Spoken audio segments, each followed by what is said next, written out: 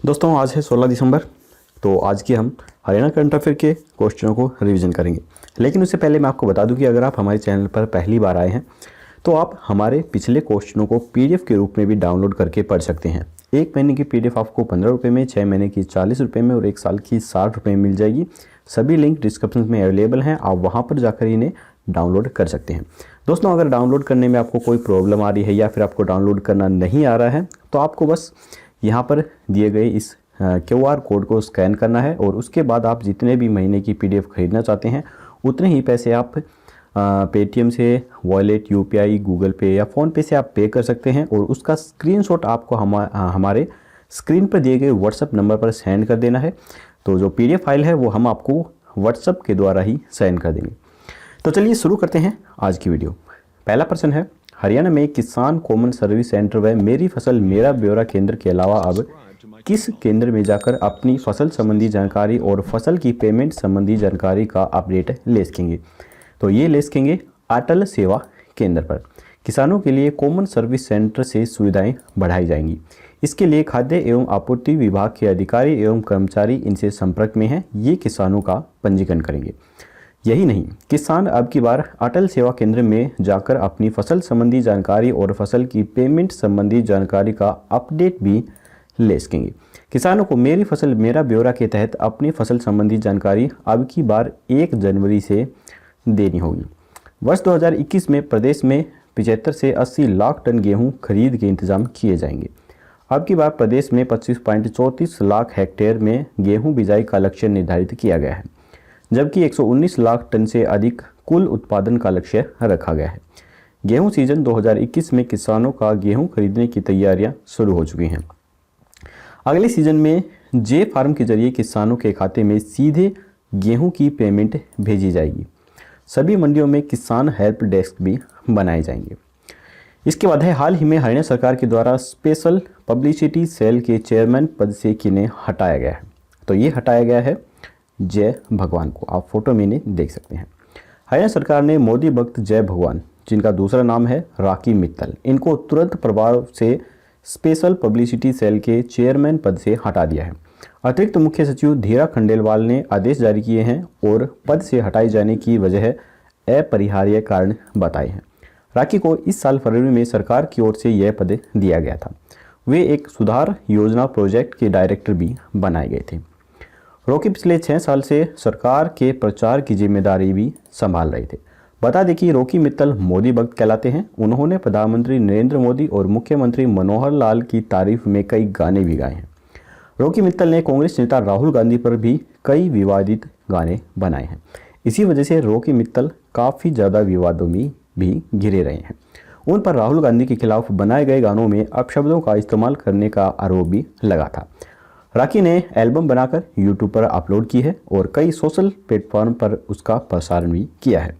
इनमें रॉकी ने कांग्रेस के आला नेताओं पर निशाना साधते हुए प्रधानमंत्री नरेंद्र मोदी व मुख्यमंत्री मनोहर लाल खट्टर की प्रशंसा की है। इसके बाद है, केंद्र सरकार में इलेक्ट्रॉनिक्स और सूचना तकनीक विभाग में विशेष सचिव ज्योति अरोड़ा ने जूम ऐप के जरिए किनकी किताब का विमोचन किया है? तो ये किया गया है मनोहर लाल चावला की किताब का विमोचन। स्वास्थ्य विशेषज्ञ बुजुर्गों को तो अभी भी घर से बाहर न निकलने की सलाह देते हैं। लॉकडाउन में यह एक बड़ी चुनौती थी। इस चुनौती को सुअवसर में बदला 83 वर्षीय बुजुर्ग सेक्टर 15 निवासी मनोहर लाल चावला ने अपनी किताब लिखकर। इसके बाद है, भारत में पहली बार कितनी यूनिवर्सिटियों में एक साथ गीता पाठ किया जाएगा? तो ये किया जाएगा 17 यूनिवर्सिटियों में।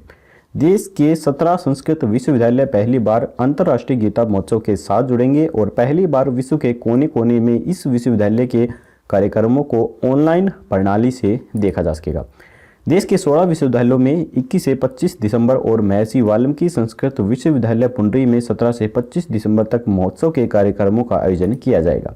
महोत्सव के साथ देश के 17 संस्कृत विश्वविद्यालय, जिनमें हरियाणा, दिल्ली, जम्मू कश्मीर, वाराणसी, जयपुर, गुजरात, कर्नाटक, आंध्र प्रदेश, महाराष्ट्र, उत्तराखंड आदि राज्यों के विद्यार्थी और संस्कृत विशेषज्ञ महोत्सव के साथ जुड़ेंगे। इस विश्वविद्यालय के विद्यार्थी गीता स्थली ज्योतिषर में पहली बार गीता पाठ और श्लोक का उच्चारण करेंगे। इस श्लोकोच्चारण और गीता पाठ का सीधा प्रसारण पूरा विश्व देख सकेगा। इसके बाद है कमांड एरिया डेवलपमेंट अथॉरिटी को हाल ही में किसके रूप में पुनर्गठित और पुनः पदनामित करने का निर्णय लिया गया है। तो इसका उत्तर जानने से पहले दोस्तों, अगर आपको वीडियो पसंद आ रही है तो वीडियो को लाइक जरूर कर दीजिएगा, और अगर चैनल पर पहली बार आए हैं तो चैनल को सब्सक्राइब करके घंटे पर ऑल नोटिफिकेशन जरूर क्लिक कीजिए, ताकि हमारी आने वाली लेटेस्ट वीडियो है वो आपको मिल सके सबसे पहले।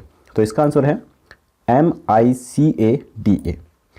कमांड एरिया डेवलपमेंट अथॉरिटी को माइक्रो इरिगेशंस एवं कमांड एरिया डेवलपमेंट अथॉरिटी के रूप में पुनर्गठित और पुनः पदनामित करने का निर्णय लिया गया है, ताकि प्रदेश में विभिन्न नहरों पर वाटर कोर्स के कार्यों का प्रभावी कार्यान्वयन सुनिश्चित किया जा सके।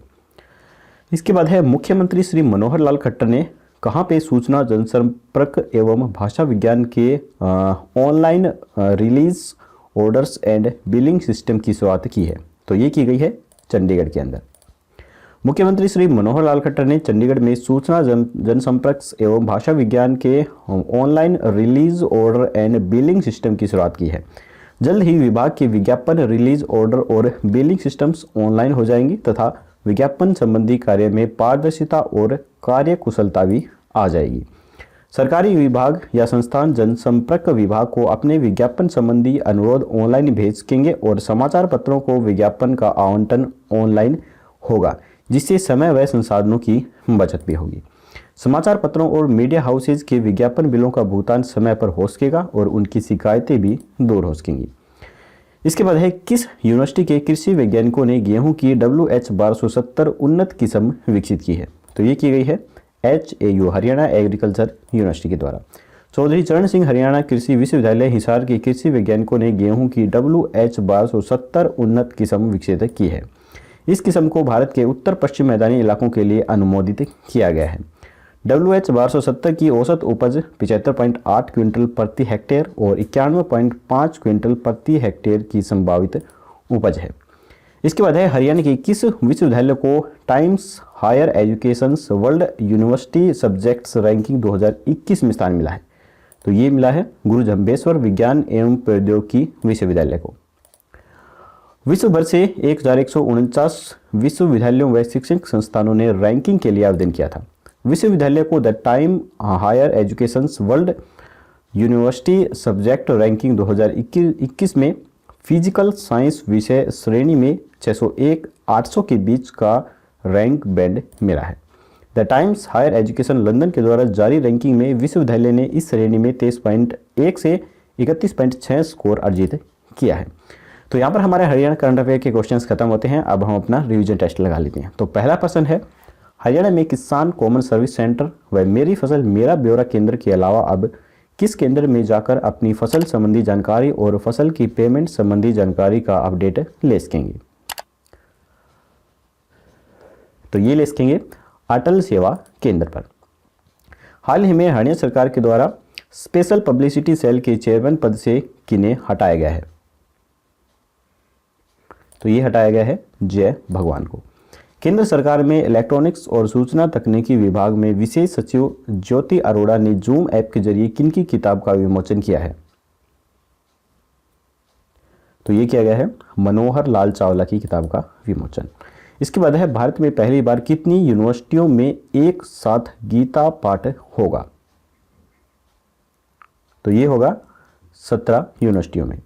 कमांड एरिया डेवलपमेंट अथॉरिटी को हाल ही में किसके रूप में पुनर्गठित और पुनः पदनामित करने का निर्णय लिया गया है। तो ये लिया गया है MICADA को। मुख्यमंत्री श्री मनोहर लाल खट्टर ने कहाँ पे सूचना जनसंपर्क एवं भाषा विज्ञान के online release order and billing system की शुरुआत की है। तो ये की है चंडीगढ़ में। किस यूनिवर्सिटी के कृषि वैज्ञानिकों ने गेहूं की WH1270 उन्नत किस्म विकसित की है।